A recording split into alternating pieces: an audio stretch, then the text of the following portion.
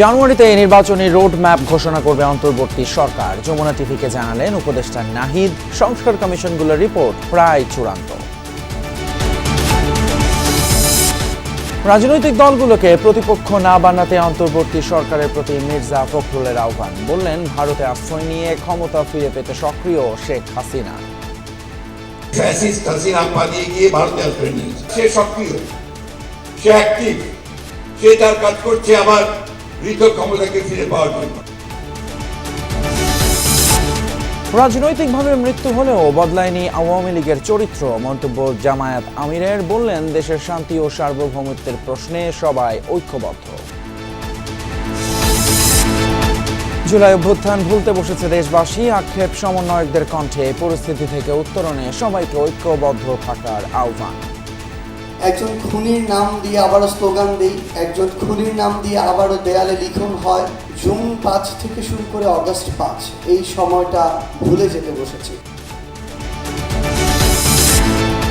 পিলখানার ঘটনা আওয়ামী লীগের পরিকল্পিত হত্যাকাণ্ড। অভিযোগ, কারাবন্দী বিডিআর সদস্যদের পরিবারের। মামলার পুনঃতদন্ত দাবি। বিডিআর সদস্যরা কোনো বিদ্রোহ করে নাই, বিদ্রোহ করেছেন তৎকালীন সরকার। 16 বছর জেল কাটার পর 16 বছর জেল কাটার পরেও জামিন হবে না। জামিনটা আমার অধিকার কিনা।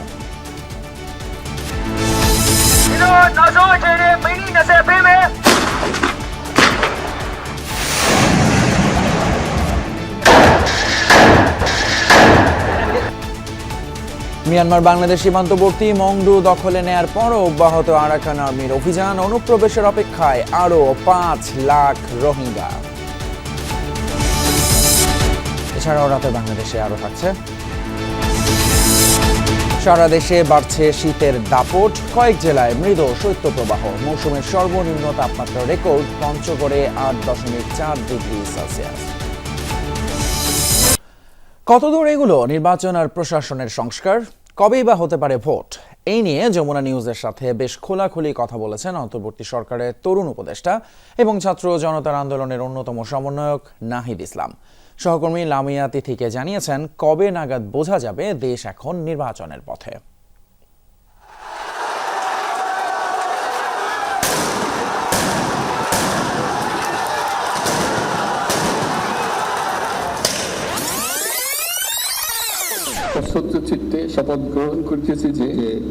ডক্টর মোহাম্মদ ইউনূসের অন্তর্বর্তী সরকার কতদিন থাকবে, কবে হবে নির্বাচন, এ নিয়ে ব্যাপক আগ্রহ আর কৌতূহল জনমনে। রাজনৈতিক দলগুলো সংস্কারের পর নির্বাচনের পক্ষে, তবে লম্বা সময়ের পক্ষে নয় কেউই।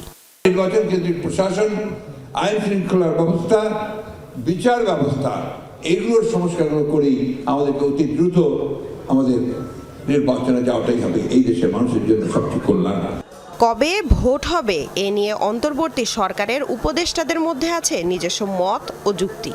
আমি ব্যক্তিগতভাবে মনে করি আগামী বছরই আমরা একটা রাজনৈতিকভাবে নির্বাচিত সরকার দেখব। জুলাই আন্দোলনের নেতৃত্বের পর সরকারের উপদেষ্টা নাহিদ ইসলাম গেল 2 নির্বাচনে অন্য অনেক ভোটারের মতো ভোট দিতে পারেননি তিনিও। এবার নিজেই ভোটের পরিবেশ তৈরির দায়িত্বশীলদের একজন। কেবল নির্বাচন এবং এই একই ব্যবস্থাপনা রেখে, একই কাঠামো রেখে যদি আগের মতোই একটা সরকার আসে, তাহলে তো মানুষের আসলে এই জীবন দেওয়ার কোনো মানে হয় নাই। তাই আমরা যাতে পরিবর্তনটা আসে, এই ধরনের কিছু রূপরেখা আমরা তৈরি করছি, উদ্যোগ নিচ্ছি এবং পরবর্তীতে যেই সরকারে আসবে নির্বাচিতভাবে তারাও সেটার ধারাবাহিকতা রাখবে।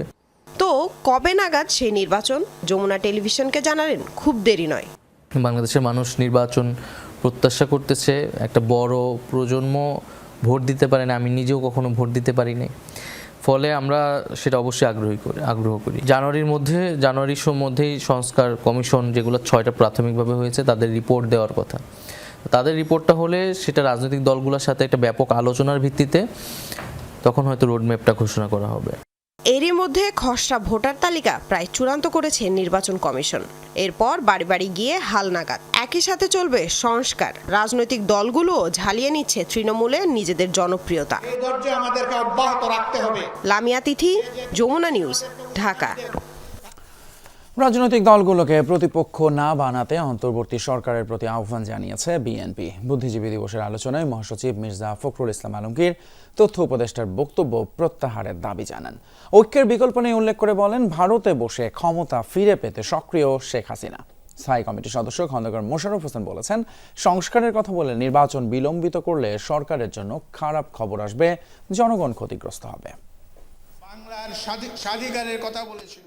শোক আর শ্রদ্ধায় রাজধানীর ইঞ্জিনিয়ার্স ইনস্টিটিউশন মিলনায়তনে শহীদ বুদ্ধিজীবী দিবসের আলোচনার আয়োজন করে বিএনপি। যোগ দেন দলের নেতাকর্মী ও বুদ্ধিজীবীরা। তুলে ধরেন জাতির শ্রেষ্ঠ সন্তানদের হত্যা ও তার নেপথ্যের নৃশংসতার কথা। এই তোষামোদী বুদ্ধিজীবী আমরা চাই না এবং তাদের নিপাত এবং ধ্বংস কামনা করি। আমরা চাই জনগণের বুদ্ধিজীবী। সভায় বিএনপি মহাসচিব শঙ্কা প্রকাশ করে বলেন, 1971 আর মুক্তিযুদ্ধকে পিছিয়ে রেখে ইতিহাস বিকৃতির নতুন ষড়যন্ত্র চলছে। 71 সালকে একটু পিছনে রাখা, আজকে যে ইতিহাস দিয়ে আছে আমরা এই 24-এর ছাত্র গণঅভ্যুত্থানের মধ্য দিয়ে আবার নতুন একটা বাংলাদেশের স্বপ্ন দেখছি, সেই ইতিহাসটা কেউ বিকৃত না করে। গত 15 বছর ধরে ইতিহাসকে বিকৃত করা হয়েছে, ঠিক তেমনি করে এখন যেন আবার কোনো ইতিহাসকে বিকৃত করা না হয়, সেই জন্য সবাইকে সজাগ থাকার জন্য অনুরোধ করব। সংস্কার শুরু করে নির্বাচনের রোডম্যাপ ঘোষণার আহ্বান জানান নেতারা। বলেন, তা না হলে জনগণ ক্ষতিগ্রস্ত হবে। যে রাজনৈতিক দলগুলো অন্তর্বর্তীকালীন সরকারকে ব্যর্থ করার জন্য কাজ করছে, এটা অত্যন্ত মারাত্মক একটা অভিযোগ। আমি তীব্রভাবে প্রতিবাদ করছি এবং আমি মনে করি যে এই ধরনের উক্তিটা প্রত্যাহার করা উচিত। যে দয়া করে রাজনৈতিক দলগুলোকে বা রাজনীতিকে আপনাদের প্রতিপক্ষ বানাবেন না। সংস্কারের কথা বলে যদি নির্বাচনটাকে বিলম্ব করা হয়, তাহলে এই সরকারের জন্য খারাপ খবর বয়ে আনবে। সংস্কার শুরু করে আমরাও সমর্থন করব, কিন্তু সর্বাধিক গুরুত্ব দিতে হবে নির্বাচনকে। পতিত সরকার ও প্রতিবেশী রাষ্ট্র দেশে বিদেশে ষড়যন্ত্র অব্যাহত রেখেছে বলে জানান বিএনপি নেতারা। বিজয় ছিনিয়ে আনার পরে তোমাদের আরও অনেক দায়িত্ব রয়েছে এবং সেই দায়িত্ব পূরণে আমি তোমাদের একটি ছোট্ট উপদেশ দেব। তোমরা আগে নিজেদের দেশ পরিচালনার জন্য নিজেদের তৈরি করো, তোমরা ক্লাসরুমে ফিরে যাও। ব্যুরোক্রেসি থেকে শুরু করে এটাকে একটা মেধাহীন জাতিতে পরিণত করার বিশাল একটি প্রকল্প বাস্তবায়ন হয়েছে এই ফেসিবাদের শাসনামলে। একটি নির্বাচনের রোডম্যাপ ঘোষণা করবেন, যাতে করে 71-এর মহান মুক্তিযুদ্ধের লক্ষ্য আমরা যেন অর্জিত হয়েছে বলে দেখে যেতে পারি। আমরা একটা সমৃদ্ধ বাংলাদেশ, গণতান্ত্রিক বাংলাদেশের জন্য সংগ্রাম করেছি। নেতাকর্মীদের সঠিক ইতিহাস জানা ও তা চর্চার তাগিদ দেন বুদ্ধিজীবী দিবসের আলোচকরা। পাকিস্তান বাহিনীরা চেষ্টা করেছিল আমাদের মেধা মননকে সরিয়ে নিয়ে তারা বাংলাদেশকে একদম শেষ করে দেবে। সাইফুদ্দিন রবিন, যমুনা নিউজ, ঢাকা। এদিকে 53 বছরেও রাজনৈতিক দলগুলো কেন রাষ্ট্র সংস্কারের কাজ করতে পারেনি, এমন প্রশ্ন রেখে পরিবেশ উপদেষ্টা সৈয়দা রিজওয়ানা হাসান বলেছেন, জনগণের ইচ্ছায় অন্তর্বর্তী সরকার সংস্কার কাজে হাত দিয়েছে। সকালে গুলশানে এক অনুষ্ঠান শেষে সাংবাদিকদের প্রশ্নের জবাবে তিনি বলেন, নির্বাচন কবে হবে সেটি ঘোষণা করবেন প্রধান উপদেষ্টা।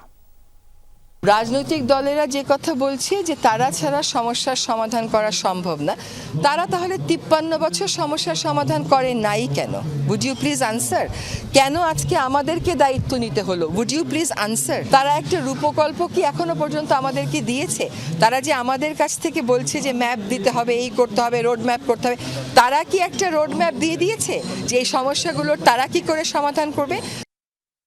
প্রধান অতিথির বক্তব্যে তিনি জানান, দেশের শান্তি ও সার্বভৌমত্বের প্রশ্নে সবাই ঐক্যবদ্ধ। 2009 সালের পর সিলেটে প্রথমবার প্রকাশ্য সমাবেশ করল জামায়াত ইসলামী। নেতাকর্মীদের পদচারণায় পরিপূর্ণ হয়ে ওঠে সমাবেশস্থল।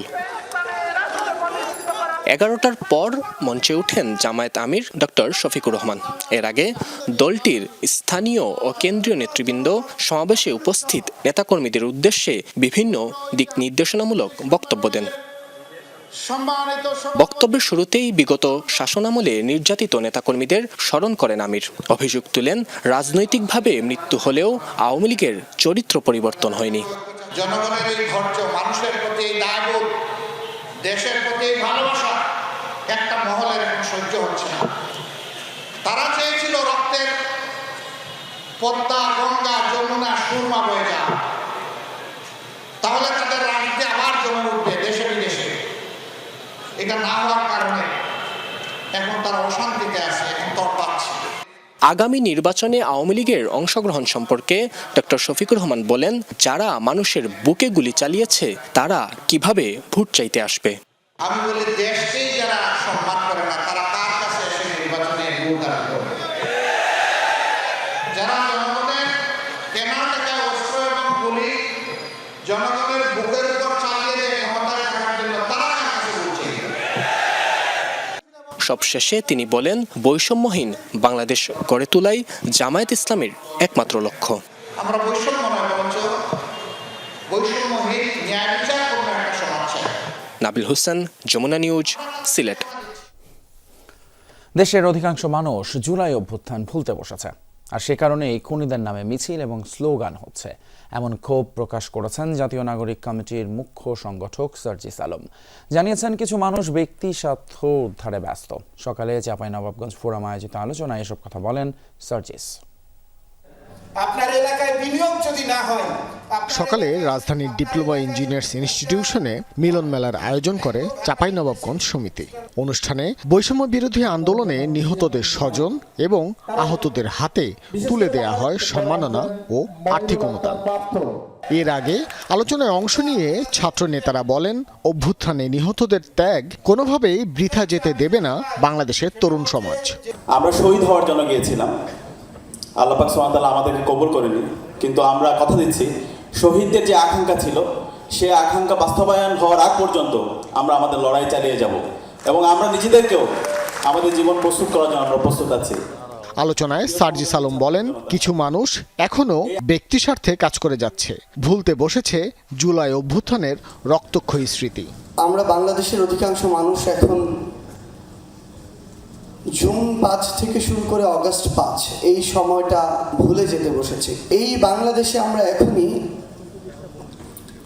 একজন খুনির নাম দিয়ে আবারও স্লোগান দেই, একজন খুনির নাম দিয়ে আবারও দেয়ালে লিখন হয়, একজন খুনির নাম দিয়ে আবারও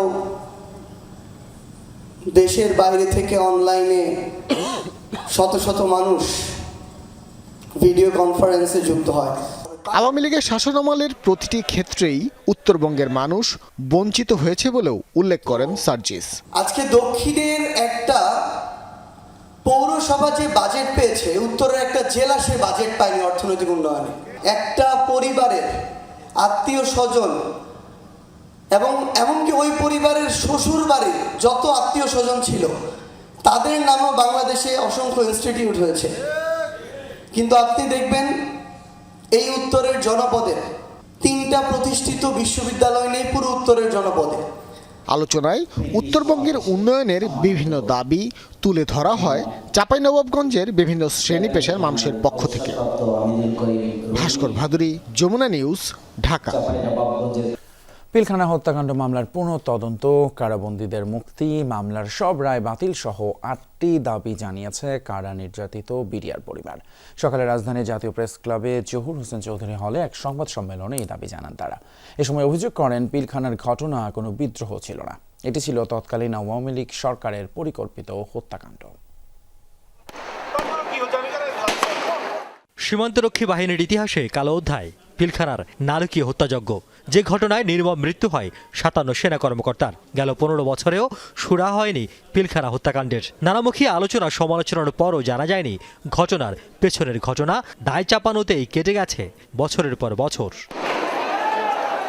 আওয়ামী লীগ সরকারের বিদায়ের পর পিলখানা ঘটনার পুনঃ তদন্ত নিয়ে আলোচনা চলছে জোরে সোরে। শুক্রবার জাতীয় প্রেস ক্লাবে পিলখানার ঘটনায় দায়ের করা 2 মামলায় অভিযুক্ত তৎকালীন বিডিআর সদস্যদের পরিবারের সংবাদ সম্মেলন। তারা জানান, পিলখানায় বিডিআর বিদ্রোহ ঘটেনি, তা ছিল ফ্যাসিস্ট সরকারের পরিকল্পিত হত্যাকাণ্ড।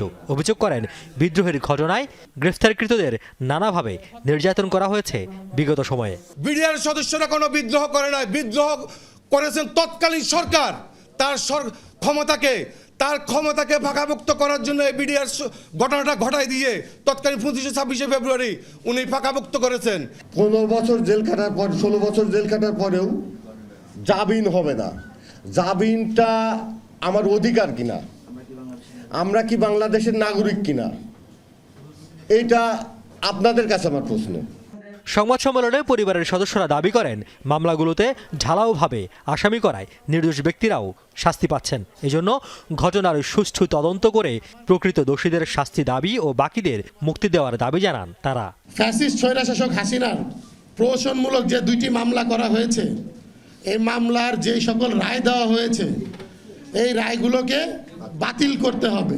আমাদের শহীদ পরিবার থেকে একজন প্রতিনিধি এবং আমাদের ক্ষতিগ্রস্ত পরিবার থেকে একজন প্রতিনিধি যেন এই স্বাধীন তদন্ত কমিটিতে থাকতে পারে এবং আমাদের বিষয়গুলো যেন আমরা জানতে পারি। এ সময় জানানো হয় হত্যা মামলায় 276 জন জামিন পেলেও বিস্ফোরক আইনের মামলায় সুরাহা না হওয়ায় কারাবন্দী আছেন বিডিআর সদস্যরা। আমরাও চাই প্রকৃত খুনিদের সাদার আয়ত্তে রেখে তাদের বিচার হোক। রিয়াজ রায়হান, যমুনা নিউজ, ঢাকা। আগামী বছরের মার্চে রূপপুর বিদ্যুৎ কেন্দ্রের প্রথম ইউনিট চালু করতে চায় অন্তর্বর্তী সরকার, এমনটাই জানিয়েছেন অর্থ উপদেষ্টা ডক্টর সালেহউদ্দিন আহমেদ।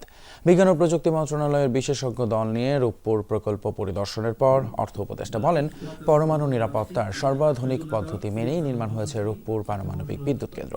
দেশের বিদ্যুতের চাহিদা মেটাতে এই প্রকল্প শেষ করার পক্ষে অন্তর্বর্তী সরকার।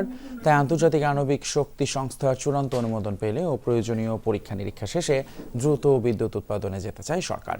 ঋণের সুদের বিষয়ে রাশিয়ার সাথে সমঝোতার সুযোগ রয়েছে বলেও জানান অর্থ উপদেষ্টা।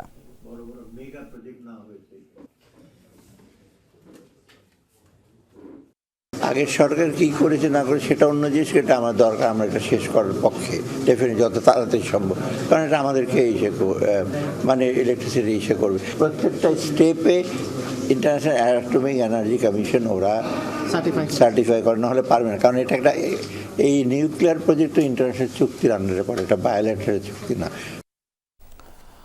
ভারতীয় গণমাধ্যম ও বিজেপিকে সাথে নিয়ে পতিত স্বৈরাচার এখনও ষড়যন্ত্র চালিয়ে যাচ্ছে বলে অভিযোগ করেছেন গণসংহতি আন্দোলনের প্রধান সমন্বয়কারী জোনায়েদ সাকি। সন্ধ্যায় খুলনা প্রেস ক্লাবে কেমন বাংলাদেশ চাই শীর্ষক গণসংলাপে প্রধান অতিথির বক্তব্যে তিনি এসব কথা বলেন।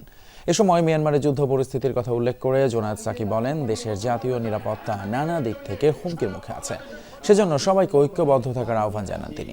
গণসংহতি আন্দোলন খুলনা জেলা কমিটির আয়োজনে সংলাপে বিভিন্ন পর্যায়ের নেতাকর্মীরা অংশ নেন।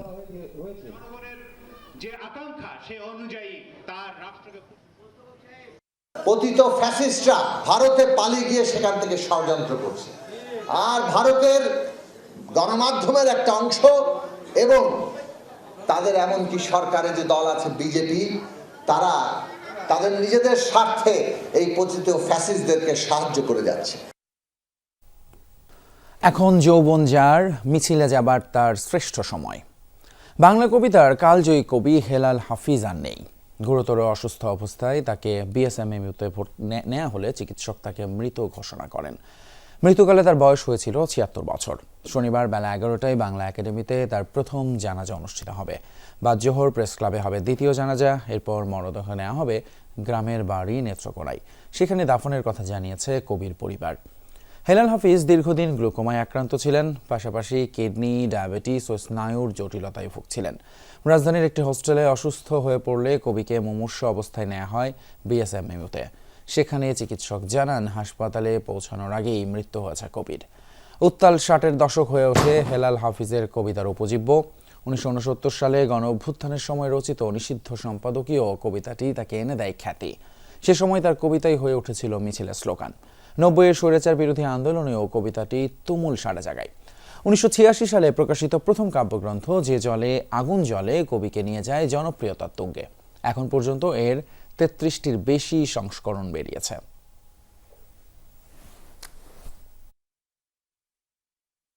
কবিতার জায়গায় হেলাল ভাই অতুলনীয়, এবং যেই কবিকে আসলে মানুষ, জনগণ, গণমানুষ যে কবিকে গ্রহণ করেছে, ফলে হেলাল ভাইকে হারানোটা আমাদের জন্য একটা ভয়াবহ ক্ষতি হলো আর কি। প্রেমের ছায়ায় তিনি আসলে রাষ্ট্রের কথা বলেছেন, তিনি হয়তো প্রেমের কথা বলেছেন, প্রেমের ছায়ায় তিনি আসলে সমাজের গুণোদর, সমাজের সংকটের কথা বলেছেন। তিনি একাকিত্বের মধ্যে এতখানি ডুবে গিয়েছিলেন যে আসলে আর কারো সঙ্গ তার পছন্দ ছিল না। তো শেষ সময় খুবই অসুস্থ হয়ে পড়েন। নেত্রকোনাতে ওনার দাফন হলে মানুষজন, ওনার ফ্যান, ওনার অনুরাগীরা ওখানে গিয়ে ওনাকে অ্যাটলিস্ট ওনার দেশের বাড়িতে সেতু বন্ধন তৈরি হবে নেত্রকোনার সাথে। কবির পুরো জীবনই যেন একটা দীর্ঘ কবিতা। কোথাও ছন্দের মেলবন্ধন, কোথাও একেবারে ছন্দহীন। জীবনভর একাকিত্বের মাঝেই ছিলেন। সে একাকিত্বই কবি হেলাল হাফিজকে দিয়েছে এক বর্ণিল জীবন। লড়াইয়ে, সংগ্রামে, প্রেমে, বিরহে, দ্রোহে যাপিত জীবনের পরতে পরতে হেলাল হাফিজ স্পর্শ দিয়েছেন। কেবল মুক্তিযুদ্ধ কিংবা গণ অভ্যুত্থানের মতো প্রেক্ষাপটই নয়, যে কোনো অন্যায়, অবিচারে হেলাল হাফিজের উচ্চারণ সবার হয়ে ওঠে। এখন তুমি কোথায় আছো, কেমন আছো, পত্র দিও। এক বিকেলে মেলায় কেনা খামখেয়ালি তাল পাখাটা খুব নিশীথে তোমার হাতে কেমন আছে, পত্র দিও। হেলাল হাফিজের জন্ম 1948 সালের 7 অক্টোবর নেত্রকোনায়। স্কুল কলেজের গণ্ডি পেরিয়ে লেখাপড়া ঢাকা বিশ্ববিদ্যালয়। সেখানে ছাত্র বয়সেই নামের আগে যে কবি শব্দটি খোদাই করে বসিয়েছেন, সময়ের সাথে তা স্পষ্ট উদ্দীপ্ত হয়েছে আরো। যদি কেউ ভালোবেসে খুনি হতে চান, তাই হয়ে যান। উৎকৃষ্ট সময়ে কিন্তু আজ বয়ে যায়। এখন যৌবন যার, মিছিলে যাবার তার শ্রেষ্ঠ সময়। এখন যৌবন যার, যুদ্ধে যাবার তার শ্রেষ্ঠ সময়। তার প্রথম কবিতার বই যে জলে আগুন জ্বলে 1986 সালে প্রকাশিত হয়। এটাকে শুধু বই বললে ভুল হবে, বলা যেতে পারে ইতিহাস। একটি কবিতার বই এত জনপ্রিয় হতে পারে তা বোধ হয় যে জলে আগুন জ্বলের আগে কেউ ভাবতেই পারেনি। এ পর্যন্ত বইটির মুদ্রণ হয়েছে 33 বারেরও বেশি। কষ্ট নেবে, কষ্ট, হরেক রকম কষ্ট আছে। কষ্ট নেবে, কষ্ট। তিনি নিজের জীবনকে তুলনা করেছেন দুঃখের আরেক নাম হিসেবে। ছিলেন কষ্টের ফেরিওয়ালা। জীবনভর বিকিয়েছেন লাল, নীল বা কাঁচা হলুদ রঙের কষ্ট। এক জীবনে লিখেছেন নিষিদ্ধ সম্পাদকীয়। তার কলম থেকেই বেরিয়েছে এখন যৌবন যার, যুদ্ধে যাবার তার শ্রেষ্ঠ সময়ের মতো তেজদীপ্ত শব্দবন্ধন। লিখেছেন অল্প, তবে নিজে হয়ে উঠেছেন লেখালেখির গল্প।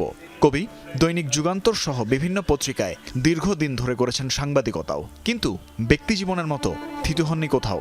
মাঝে লাপাত্তা হয়েছেন, আবার বুক ভরা প্রেম নিয়ে ফিরেও এসেছেন। আনুষ্ঠানিক স্বীকৃতি নিয়ে মাথা ব্যথা তার ছিল না কোনো কালেই। 2013 সালে তিনি বাংলা একাডেমি পুরস্কার পান। নিভৃতচারী মানুষটির ঝুলিতে আছে আরও বেশ কিছু সম্মাননা। হেলাল হাফিজ ছিলেন কবিতার জাদুকর। কবিতা দর্শন তার ছিল মজ্জাগত। তাই তো বলে গেছেন, আমার কবিতা আমি দিয়ে যাব আপনাকে, তোমাকে, তোকে। তার এঁকে দেয়া লাইনগুলো আউড়িয়েই হয়তো আরও কয়েকটি প্রজন্মের কেটে যাবে বহু বছর। আমার শৈশব বলে কিছু নেই, আমার কৈশোর বলে কিছু নেই, আছে শুধু বিষাদের গহীন বিস্তার। দুঃখ তো আমার হাত, হাতের আঙুল, আঙুলের নখ, দুঃখের নিখুঁত চিত্র এ কবির আপাদমস্তক। তানভীর মৌসুম, যমুনা নিউজ, ঢাকা।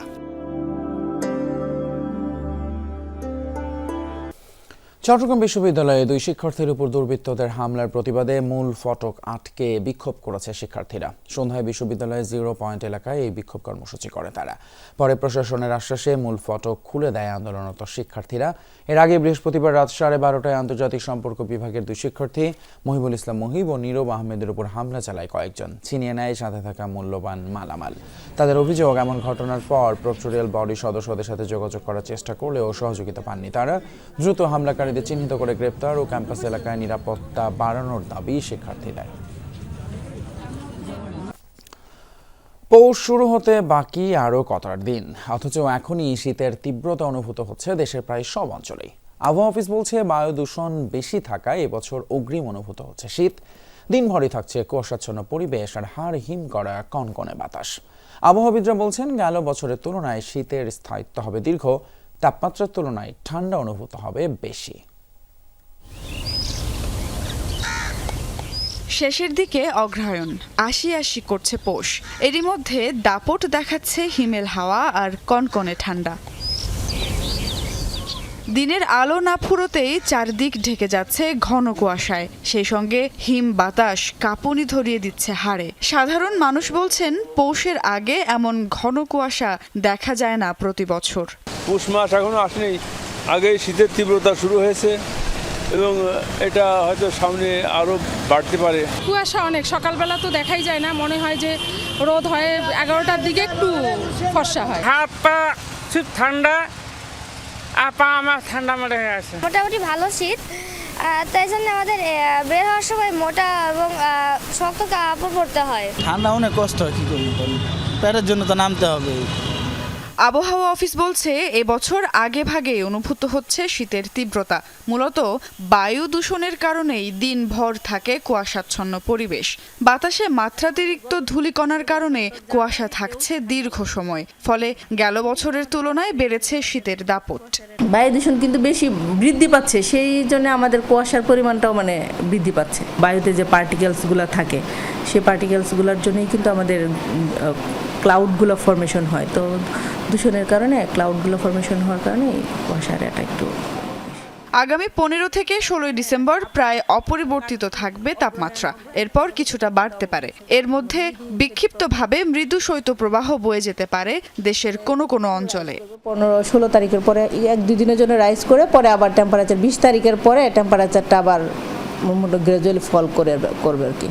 তবে এর মধ্যেও বিক্ষিপ্তভাবে কিছু কিছু অঞ্চলে মৃদু শৈত্যপ্রবাহ থাকার সম্ভাবনা রয়েছে। আজ মৌসুমের সর্বনিম্ন তাপমাত্রা রেকর্ড করা হয়েছে তেঁতুলিয়ায় 8.4 ডিগ্রি সেলসিয়াস। এছাড়া 10 ডিগ্রি সেলসিয়াসের নিচে ছিল রাজশাহী ও চুয়াডাঙ্গার তাপমাত্রা।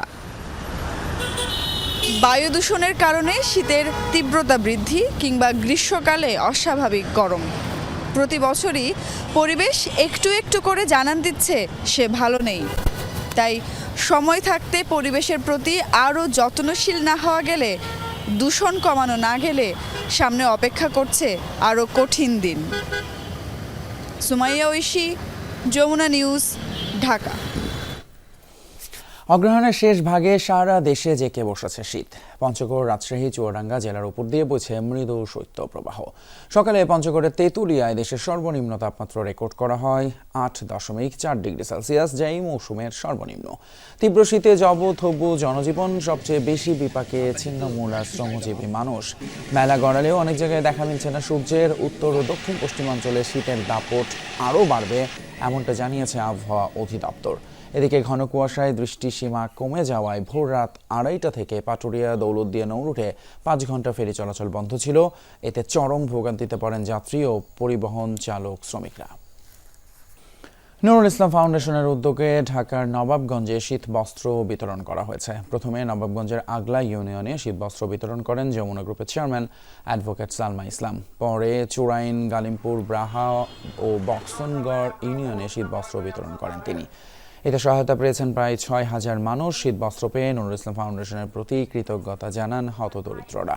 পর্যায়ক্রমে নবাবগঞ্জ আরও 14টি ইউনিয়ন, দোহারের 8 ইউনিয়ন এবং 1 পৌরসভায় শীত বস্ত্র বিতরণ করা হবে।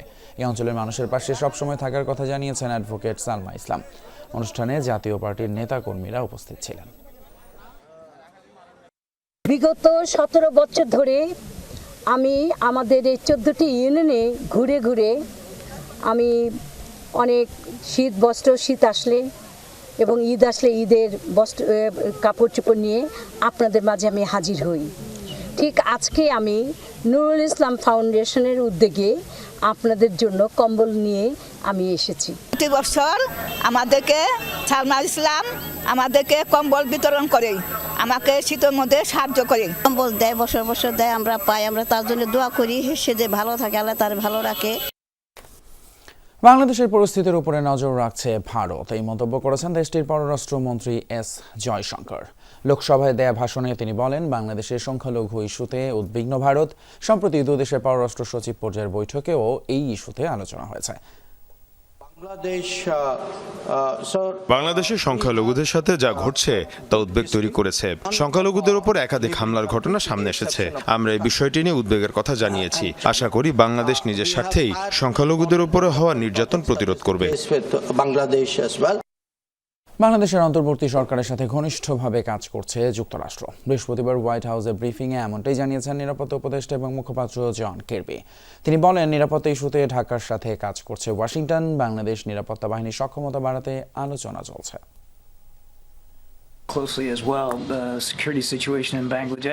বাংলাদেশের চলমান ঘটনাবলী আমরা অত্যন্ত ঘনিষ্ঠভাবে পর্যবেক্ষণ করছি। প্রেসিডেন্ট বাইডেনও ঘটনাগুলো ঘনিষ্ঠভাবে অনুসরণ করছেন। নিরাপত্তা ইস্যুতে আমরা অন্তর্বর্তী সরকারের সাথে কাজ করছি যেন তাদের আইন শৃঙ্খলা রক্ষাকারী বাহিনী এবং নিরাপত্তা পরিষেবাগুলোর সক্ষমতা বাড়ানো যায়। আর আন্তর্জাতিক খবর, আরাকান আর্মির অভিযানে মংডুর পতনের মাধ্যমে পুরো পশ্চিমাঞ্চলে নিয়ন্ত্রণ হারালো মিয়ানমার জান্তা। এরই মধ্যে একাধিক জেনারেল সহ কয়েকশো সেনা সদস্যকে আটক করেছে বিদ্রোহীরা। পরিস্থিতি সামাল দিতে মংডু সহ রাখাইন রাজ্যের সীমান্ত এলাকায় যে কোনো সময় বড় অভিযান চালাতে পারে সামরিক বাহিনী। এই অবস্থায় আবারও দেখা দিয়েছে শঙ্কা বাংলাদেশের রোহিঙ্গা অনুপ্রবেশের।